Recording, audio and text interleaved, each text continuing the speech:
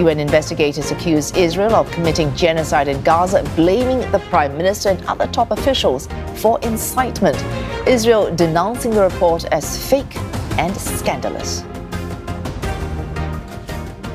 This UN-backed probe is the strongest UN finding on Israel's conduct in Gaza yet. The Independent International Commission of Inquiry does not officially speak for the United Nations. Its 72-page legal analysis is based on the agency's Genocide Convention of 1948.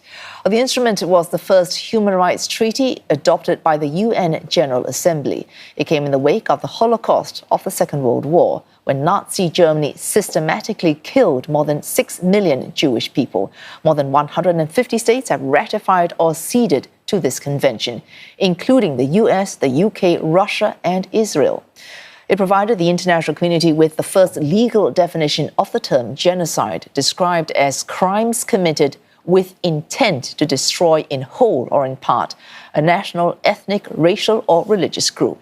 The convention defines 5 genocidal acts: killing members of a group, causing serious physical or mental harm to said members, intentionally subjecting the group to living conditions intended to cause its entire or partial physical destruction, imposing measures aimed at preventing the birth of children within the group, and forcibly transferring children from the group. At least one of those 5 acts must have occurred for a country to be considered to have committed a genocide. The UN-backed probe found reasonable grounds to conclude that Israeli authorities and forces committed the first 4 acts and have done so since the start of the war, or the enlargement of the conflict in October 7, 2023. No one is immune from the charge of genocide, and perpetrators can be put on trial and punished. Several atrocities in modern history have been declared genocides, including the cases of Srebrenica in 1995, Rwanda a year earlier, and Cambodia in the 1970s by the Khmer Rouge that left almost 2 million people dead. The Genocide Convention was born out of humanity's darkest chapters. Today, we witness in real time how the promise of never again is broken and tested in the eyes of the world. The ongoing genocide in Gaza is a moral outrage and a legal emergency. Member states must act now.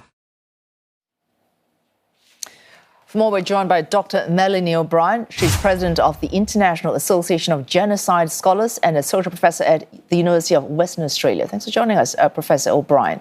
We just heard from Navi Pillay there. Member states must act now. So this report, 72 pages from the Commission of Inquiry set up by the UN Human Rights Council, it offers legal justification, but does it offer any tools for action to be taken now? So this is a report issued by a commission of inquiry that was mandated by the UN Human Rights Council.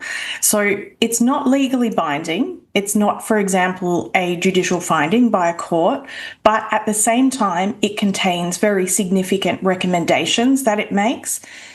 The whole report is done in the style that we work in international law. They look at the crimes, they look at the facts, and then they apply the law to the facts on the ground.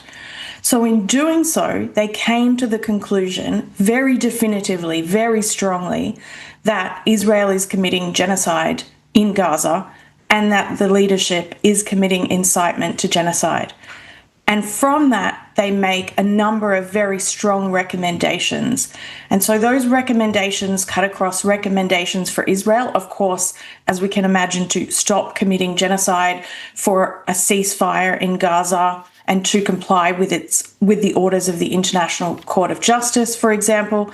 But the Commission also makes recommendations to other states. So it talks about member states of the UN, and it recommends that they also take action to prevent the commission of genocide in Gaza, to stop transferring any kind of arms or any other equipment that could be used in the military operations involved in the violence in Gaza. Okay, Professor and then O'Brien, finally, the Commission also submits... Oh, sorry, please continue. A final point. I shouldn't have cut in.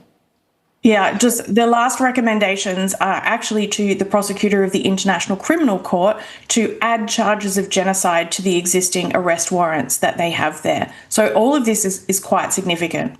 All right, several points to pick up on. Recommendations. So Israel likely, because it has not already done so, is unlikely to be accepting any recommendations from the Commission of Inquiry. But possibly, as you suggest, member states could feel compelled to abide by these recommendations. For example, not transferring arms or equipment to Israel or any third states. But this would need support from larger countries such as the United States, no? Well, each member state of the UN, any state can take their own actions. And it's also important to remember that while the recommendation of that other states stop transferring arms or other military equipment exists in this report, it's actually also an obligation on any states who are a party to the Arms Trade Treaty. So there are states out there who are already obligated under international law not to be transferring arms and equipment related to weapons or military equipment if they have strong reason to believe that they will be used in the commission of international crimes. And here, what this report does is it definitively puts every country on notice that genocide is being committed, and therefore every country needs to be aware of their own actions and what they're doing. So this would mean an increase of diplomatic pressure on other countries to get in line on any concerted action on the Israeli offensive in Gaza. Yes, I think we're at a point now where there are so many reports and expert opinions that what is happening in Gaza is genocide, that states have certainly been, they have been warned.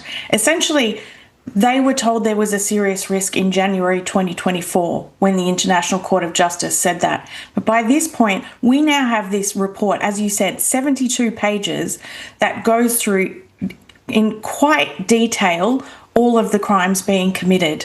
And therefore, this is going to put significant pressure on other states to take action. So, for example, to implement sanctions within their own domestic legal system against Israeli authorities and Israeli companies that are involved in the violence on the ground in Gaza. Care taken as well in this report to establish genuine concrete intent and taking the trouble as well to single out three leaders or three senior figures, so the Prime Minister, the former Defense Minister, as well as the President of Israel. That's significant as well. Absolutely. It's always significant when crimes are attached to leadership, particularly a head of state.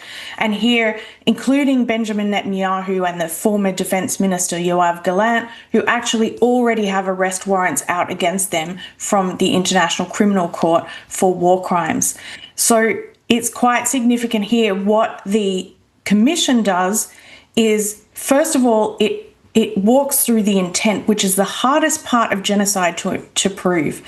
And to do that, it looks at statements that have been made by Israeli civilian and military leadership as evidence of intent. And then it also walks through the pattern of conduct that we're seeing on the ground. So all of the crimes being committed. And that is used by the Commission to determine that there is genocidal intent.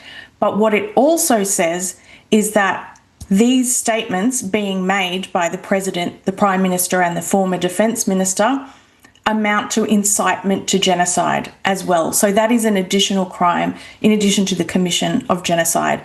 So the walkthrough has a lot of evidence and it is quite a definitive finding in this report. A final question, Professor O'Brien. However definitive the finding, this serves its purpose only if member states get in line on what they agree as the international rules-based. Also, you mentioned the ICC. They have had arrest warrants out both for the Russian president as well as for Benjamin Netanyahu, I think since at least 2024. But they have managed to visit other countries with impunity. So if we do not see everyone agreeing on a regular system, how we should all behave, no amount of legal justification is going to serve its purpose. Final question. So this is the challenge at the moment. And I do want to say that it's really important to remember that even though there are certain countries or certain individuals who are in breach of international law, and in this case, that has been pointed out to be Israel and its leadership, but there are so many other countries that every day comply with international law. So it's still a functional system that we are so much better off with than without. But you do hit on the challenge of the International Criminal Court that doesn't have its own police force. So it does rely on member states to arrest and surrender any wanted individuals. But what I want to say is, at the moment, we feel like perhaps there's no hope because Netanyahu or even Putin are unlikely to be arrested. But I think there is always hope. And as an example, Rodrigo Duterte, who was the head of state of the Philippines and was the subject of an arrest warrant for the International Criminal Court, there was a change in leadership, a change in government in the Philippines, and Duterte was arrested and has since been transferred to The Hague and is currently awaiting prosecution there.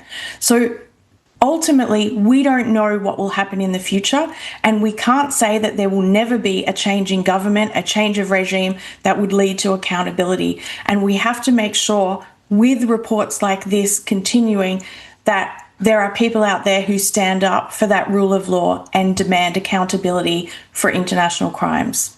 Well, thanks. It's Dr Melanie O'Brien, the president of the International Association of Genocide Scholars, also associate professor at the University of Western Australia. Thanks for joining us this evening.